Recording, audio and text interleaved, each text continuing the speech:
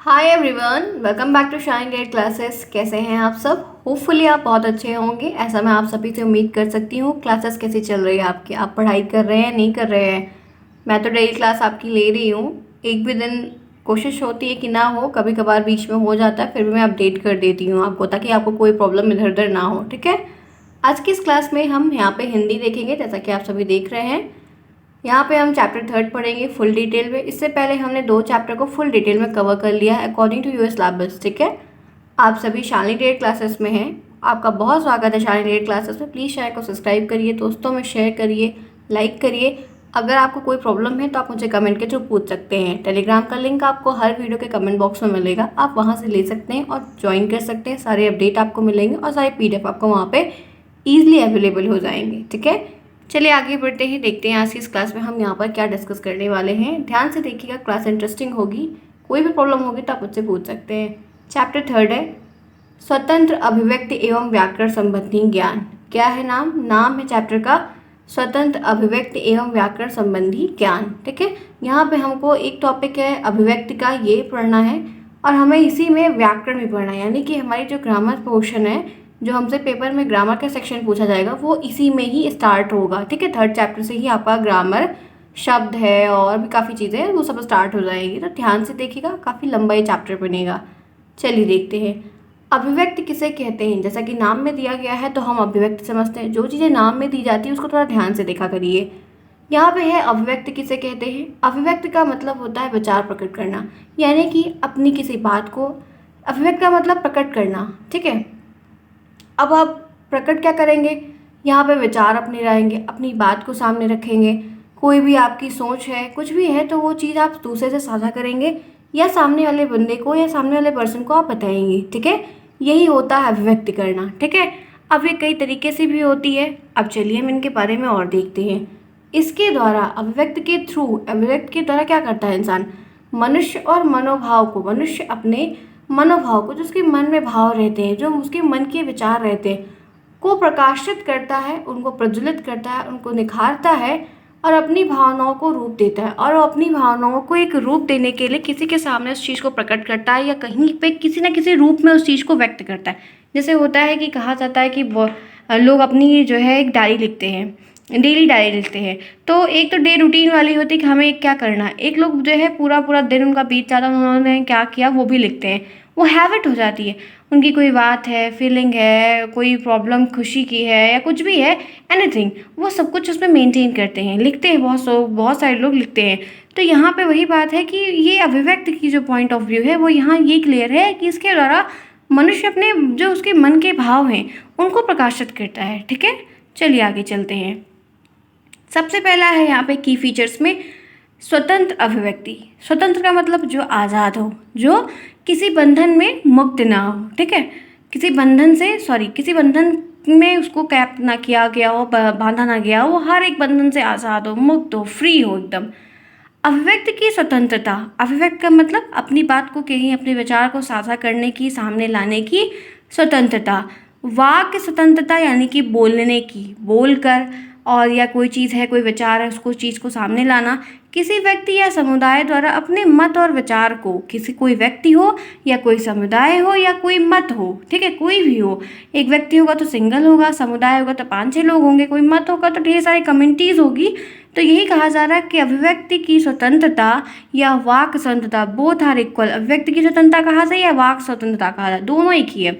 तो अभिव्यक्ति की स्वतंत्रता और वाक स्वतंत्रता, किसी व्यक्ति या समुदाय द्वारा अपने मत या विचार को बिना प्रतिरोध के, बिना अभिवेचन के या दंड के, डर के प्रकट कर पाने की जो स्थिति होती है उसको हम स्वतंत्र अभिव्यक्ति कहते हैं।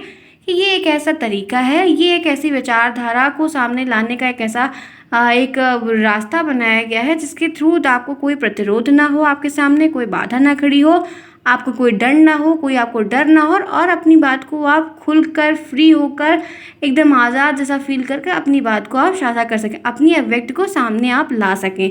यही होती है स्वतंत्र अभिव्यक्ति। ठीक है, जहाँ पे आपको कोई डर ना हो, कोई बंधन ना हो, आप अपनी विचारधारा को ला सकते हैं, प्रकट कर सकते हैं, उसको एक रूप दे सकते हैं। चलिए आगे, अगर आपसे प्रश्न आएगा कि स्वतंत्र अभिव्यक्ति से आप क्या समझते हैं, तो मुझे उम्मीद है कि आप बहुत अच्छे तरीके से आंसर राइट कर पाएंगे। मैं करेक्ट कह रही हूँ क्या गलत कह रही हूँ? उम्मीद है कि आप बात को मेरी समझेंगे कि मैं आपको क्या समझा रही हूँ और आपको कैसे आंसर राइट करना है ये आपको आता है। चलिए आगे चलते हैं। अब यहाँ पे बात आ जाती है कि अभिव्यक्ति के कितने रूप होते हैं। अब ये जो अभिव्यक्ति का एक सब बड़ा सा टॉपिक है अभिव्यक्ति। अब इसका कोई और भी रूप होगा, उन रूप को जानते हैं। वो रूप में यहाँ पे है मौखिक अभिव्यक्ति। मौखिक अभिव्यक्ति, मौखिक दूसरा है लिखित। अब मौखिक और लिखित क्या होता है ये आप जानते हैं। अभिव्यक्ति क्या होती है ये मैंने आपको बता दिया। अब लिखित और मौखिक अभिव्यक्ति में जो बातें यहाँ पर कही गई हैं वो हम एक एक चीज़ को डिटेल में देखेंगे। चलिए आगे बढ़ते हैं, देखते हैं। सबसे पहले एक टॉपिक है वो है मौखिक अभिव्यक्ति। मौखिक अभिव्यक्ति से क्या रिलेटेड है ये समझते हैं।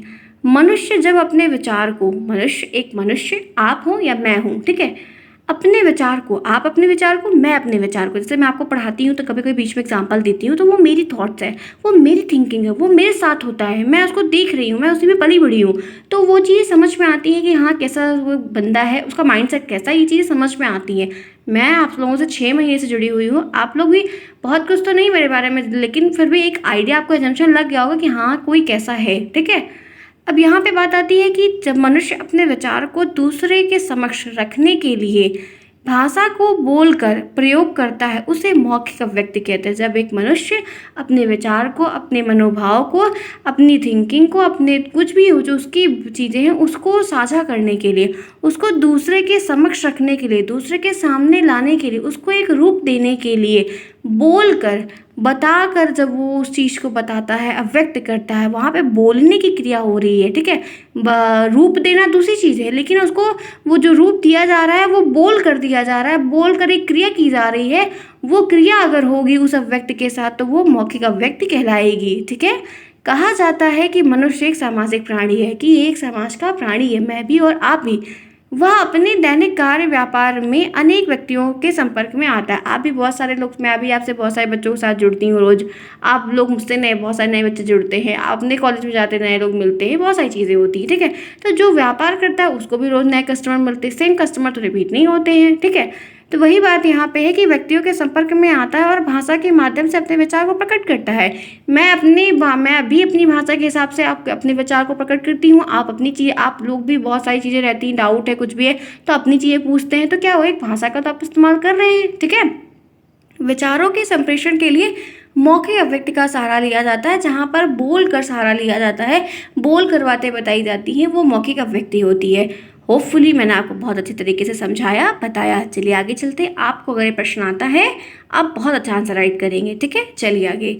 अब यहाँ पे बात है कुछ इनके बारे में समझते हैं कि इसका महत्व क्या होता है, ठीक है, इंपॉर्टेंस क्या है इनकी, ये समझते हैं। अगर आपसे प्रश्न आता है विशेषता लिखिए, गुण लिखिए, उनके बारे में टिप्पणी करिए, तो आप ये सारे पॉइंट्स को भी उसमें इंक्लूड कर सकते हैं, ठीक है।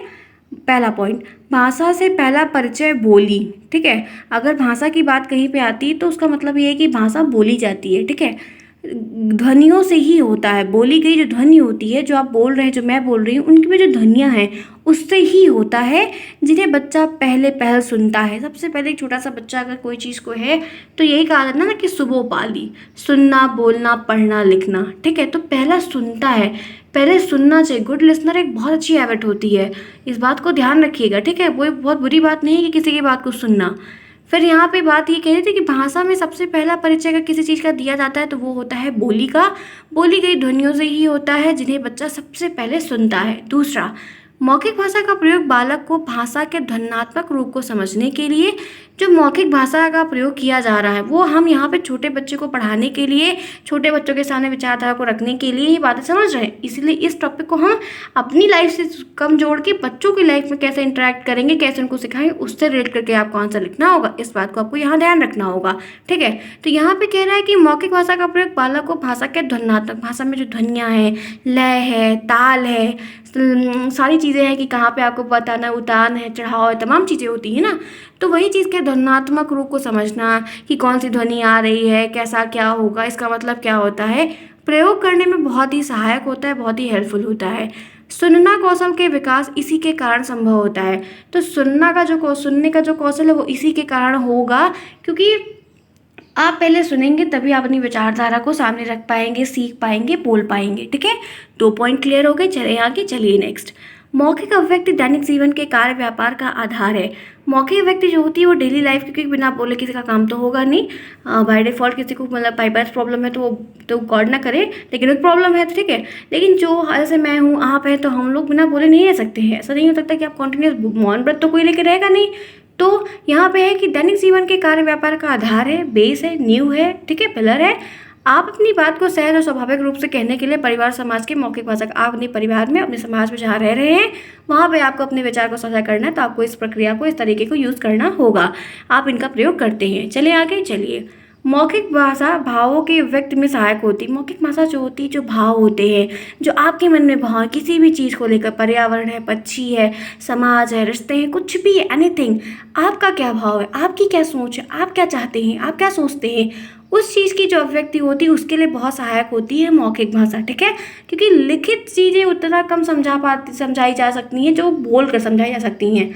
लिखित रूप तो एक पूरा वर्णन बता देगा, विवरण बता देगा कि हाँ ये चीज़ है, बट आप उसको अपने तरीके से समझाएंगे तो वो ज़्यादा अच्छा होता है।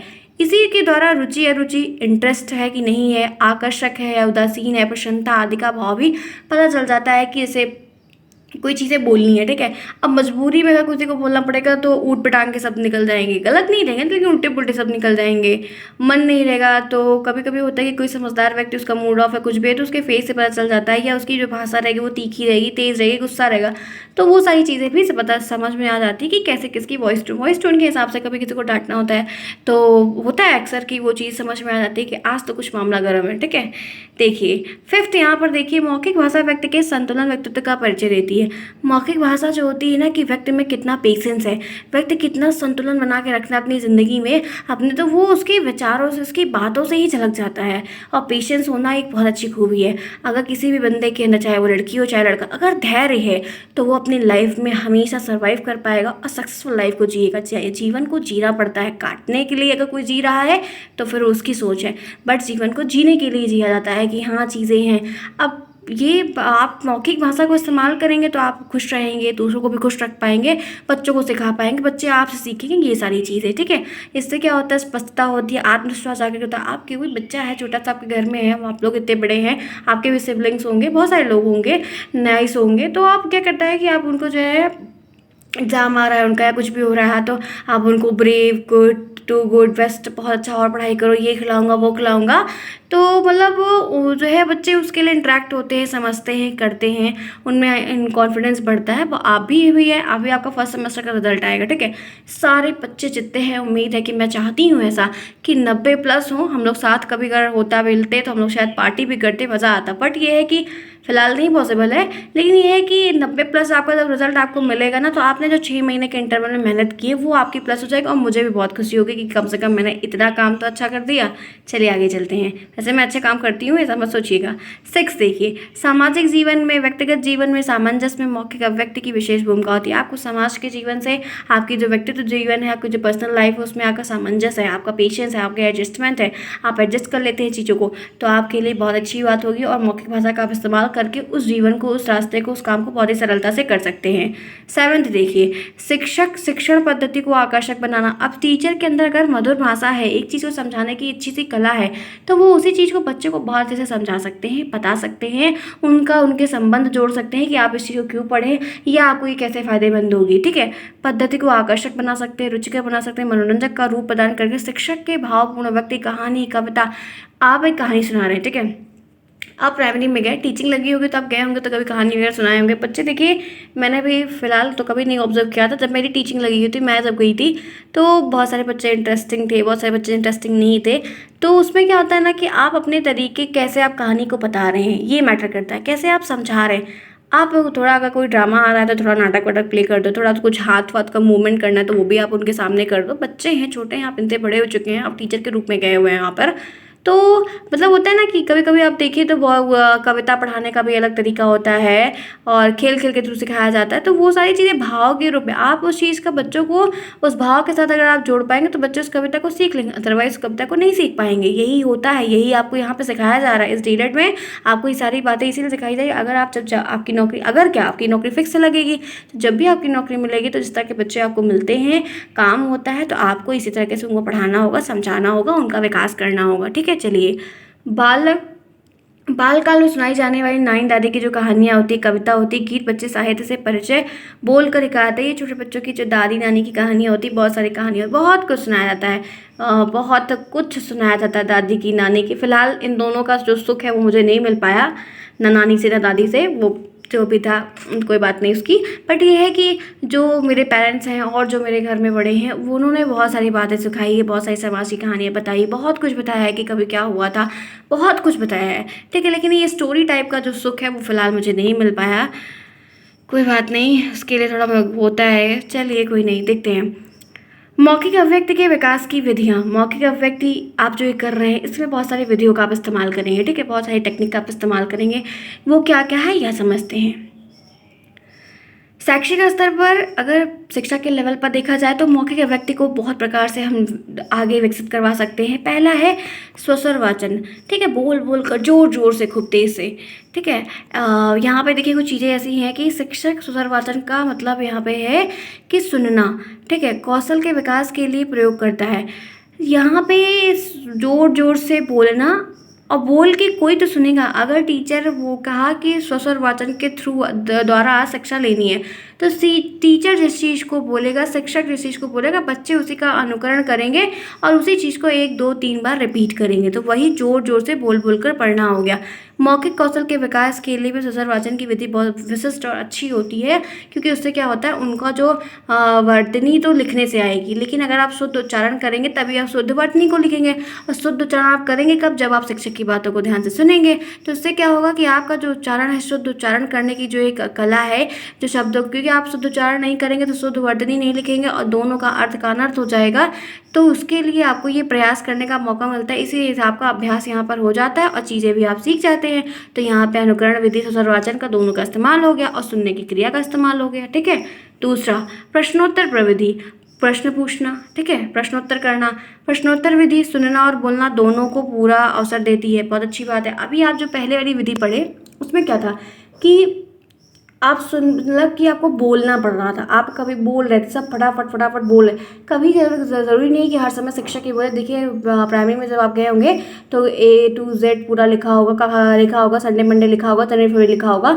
तो कोई एक बच्चा बोलता है, नहीं सब बच्चे से एक साथ बैठे रहते, सबको दिखता है और सब बार बार रिपीट करते थे। तो उसमें क्या हो रहा है कि सारे बच्चे एक साथ बोल रहे हैं, सारे बच्चे एक साथ बोल रहे हैं। यहाँ पे क्या हो रहा है कि बच्चे बोल भी रहे हैं, सुन भी रहे हैं। तो यहाँ पे जो सुबोपाली वाली स्किल है, 4 स्किल है ना, सुनना बोलना पढ़ना लिखना, उसी पद्धति को डेवलप करवाने के पीछे सारा काम हो रहा है। ठीक है, ये प्रश्न सुनेंगे, ठीक है, पढ़ेंगे, जो विषय है उनके बारे में समझेंगे, उनसे जुड़ी हुई जितनी जानकारियाँ रहेंगी, फिर शिक्षक उनसे प्रश्न पूछेगा, फिर वो बताएंगे, ये सारी चीज़ें है। नेक्स्ट यहाँ पे तीसरा देखिए, चित्र वर्णन विधि। चित्र वर्णन विधि, इसके बारे में यहाँ पे हमें समझना होगा कि ये विधि कैसे इंटरेक्ट कर रही है। यहाँ पे जैसे कहा जा रहा है कि चित्र दिखाकर चित्र का वर्णन करना सीखना। जैसे आप कोई चीज़ बता रहे हैं, कोई कहानी बता रहे हैं, कोई भी चीज़ आप समझा रहे हैं, तो अगर आप चित्र दिखाएंगे, रंग बिरंगे चित्र रहेंगे, कार्टून। आज के स्कूलों में स्मार्ट क्लास इसलिए लगाई जाती है कि पहले बात समझाई जाती है, फिर वही चीज़ कार्टून के रूप में दिखा देते हैं, बच्चों से इंटरेक्ट, क्योंकि रंग उनका, कपड़े उनके, वो सब बहुत उनको अच्छे से, छोटे बच्चों को इन तरीके से सिखाया जाता है। कहानी वगैरह को सिखाना, चित्रों के थ्रू। कोई एक राजा था, एक रानी थी, उसके इतने पुत्र थे, उसकी इतनी प्रजा थे, राजा रानी सबका चित्र दिखा देते, वो चीज़ उनको ज़्यादा समझ में आ जाएगी। ठीक है, जैसे कभी आप मूवी देखते, कोई आप कुछ भी देखते, तो वो चीज़ें हम लोगों को भी ज़्यादा समय तक याद रहती है। ठीक है, चलिए फिर यहाँ पे चीज़ें हैं, नेक्स्ट देखते हैं। 4th पॉइंट यहाँ पर दिया गया है, कहानी कविता सुनना व सुनाना। ठीक है, कहानी को कहना का, कहानी को बताना, सुनना, ये सारी चीज़। चलिए आइए देखते हैं इसके बारे में यहाँ पर क्या चीज़ कही जा रही है। यहाँ पर दिया गया है, इसमें कहानी सुनाता है। टीचर जो होता है, शिक्षक कहानी को सुनाता है और उन्हें सुनने के लिए कहता है। शिक्षक का रोल क्या होता है कि वो कहानी को सुनाता है, बच्चों को सुनने के लिए कहता है। इससे क्रमबोध, क्रम में बताना, स्मरण क्षमता का विकास होता है कि कहानी आज ये थी, यहाँ तक पहुँची, कल हम इसके आगे आगे चलेंगे। कविता है, गीत है, गायन है, पाठ अभिनय से स्मरण, योग्यता, आत्मविश्वास सब कुछ बढ़ता है। सीखते हैं, गीत की कोई चीज़ आई तो उसको सीखेंगे, आत्मविश्वास की कोई बात है तो उसको सीखेंगे, याद भी रखेंगे, ये सारी चीज़ें। अभिनय की बात यहाँ पर क्या है, नाटक का क्या रोल है, ये समझते हैं। मौखिक अभिव्यक्ति जो होती है, कौशल विकास, मौखिक अभिव्यक्ति के कौशल विकास के लिए यहाँ पर, विकास के लिए भावानुकूल वाणी, ठीक है, उचित हाव भाव, ये बहुत अच्छा होता है कि आप कहानी बता रहे तो कहानी में जो पात्र आया है उसका आप अगर भाव भंगिमा अपने साथ लेकर चलेंगे कि ऐसा मूवमेंट हो रहा है, ऐसा रहा था, ऐसा मोटा सा रहा था, या उसमें की प्रजा ऐसी थी, ऐसा सब कुछ था, तो वो बच्चे को ज़्यादा इंटरेक्ट कर पाएगा। ठीक है। और वाणी में आप जो है इतना बढ़िया तरीके से बता पाएंगे, इतना उचित लय ताल वगैरह लेके करेंगे तो वो चीज़ें बहुत ही रंगमंची हो जाएगी, बच्चों को मज़ा आएगा और वो अच्छे से सीख पाएंगे। तो ये 5 पॉइंट मैंने यहाँ आपके क्लियर आपको कर दिए। फिर है वाद विवाद। मैंने आपको सारे पॉइंट इसलिए लिए और सारे बुक में आपके दिए गए हैं अलग अलग तरीके से, आपको अलग अलग बुक्स में देखेंगे सब कुछ मिलेगा आपको। मैंने 6-7 पॉइंट जितने भी होंगे मैं पढ़ा रही हूँ, आप उसमें से 3 से 4, अगर 2 नंबर में पूछता है तो 4 लिखिएगा, अगर 1 नंबर में पूछता है 2 लिखिएगा। ठीक है। तो आपको कोई भी याद रहेगा बराबर से लिख लीजिएगा। इसलिए मैं कई सारा बता रही हूँ, जो सही लगेगा वही अपनी कॉपी में उतारिएगा, वही अपना करिएगा। ठीक है। कोई ज़रूरी नहीं कि सारा आप देखिए, मतलब देख लीजिए, आपको आना चाहिए, क्योंकि एग्जामिनर का आते हैं तो बहुत ऐसे क्वेश्चंस बहुत पूछ लेते हैं। ठीक। चलिए, मौखिक अभिव्यक्ति को विकसित करने में समय की तर्क शक्ति, मतलब वाद विवाद में आप तर्क लगाएंगे, सोचेंगे। ठीक है। रहस्यमय चीज़ें रहेंगी उनके बारे में, हास्य की कुछ चीज़ें रहेंगी उनके बारे में सोचेंगे, अपने विचार को कैसे आप संक्षिप्त रूप में प्रस्तुत करेंगे। बहुत सारे गुणों का आपका विकास हो जाता है इस टेक्निक से। बालक बालिकाएं जो स्वयं ही ऐसे अवसर को बोलने के लिए, कभी कभी होता है कि जो लोग अच्छे वक्ता होते हैं उनको वो इंतजार करते रहते कभी ऐसा हो तो हम अपनी बात को सामने रख पाएँ। तो इससे जो है एक गुण है, एक हैबिट है, बहुत अच्छे तरीके हैं कि आप शुरू से ही डेवलप करेंगे तो बच्चे सीख पाएंगे और रिलेट कर पाएंगे। ठीक है। चलिए, आज हमने काफ़ी टॉपिक को देख लिया है। चलिए फिलहाल है, कोई बात नहीं, आगे बढ़ते हैं। इससे क्लियर है, आप सभी को क्लियर हो गया होगा। मैं उम्मीद कर सकती हूँ कि क्लासेस आपको ये सही लग रही होंगी। जो चीज़ें आपके सिलेबस में दी गई, ये सारी चीज़ें फुल डिटेल में बता रही हूँ। ठीक है।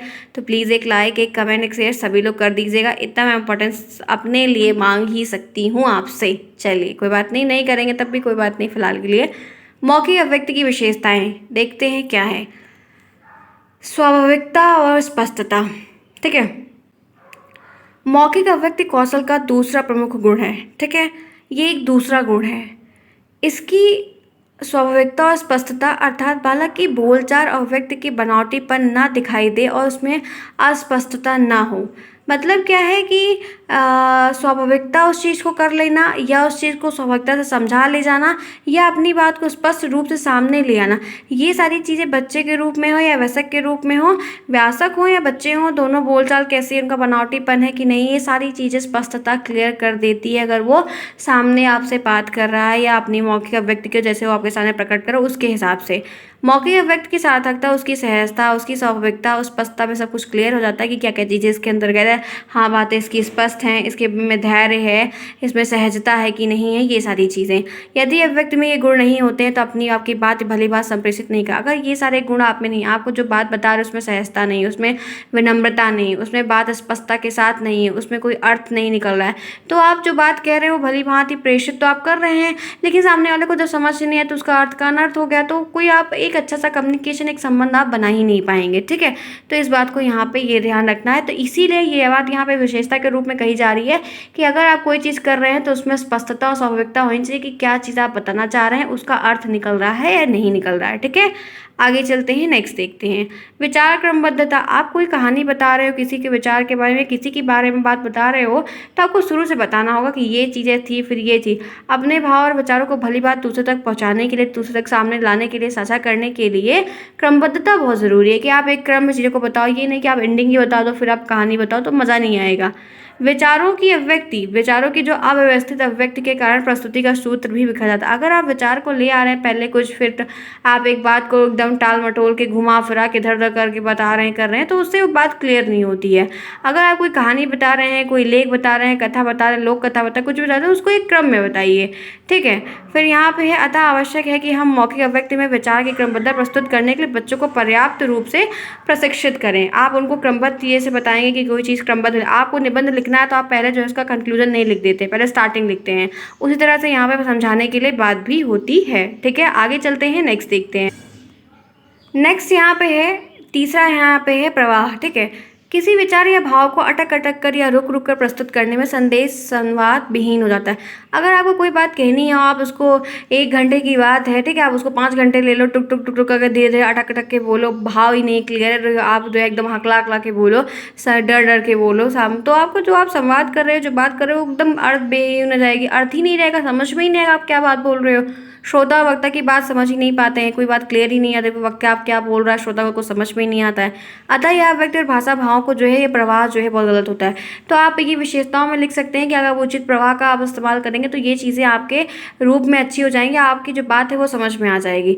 प्रवाह में जो सारा कथ्य होता है वो एक इकाई के रूप में देखा जाता है कि कैसे आप किस प्रवाह के साथ, किस लय और ताल के साथ आप चीज़ों को प्रेषित कर रहे हैं, ठीक है। और अच्छा अगर आपको सही तरीके से आप करेंगे, आपका प्रवाह बढ़िया रहेगा तो जो ग्रहण करने वाला है वो अच्छे से ग्रहण करेगा। तो ये बात यहाँ पे प्रवाह की हो गई विशेषता के रूप में।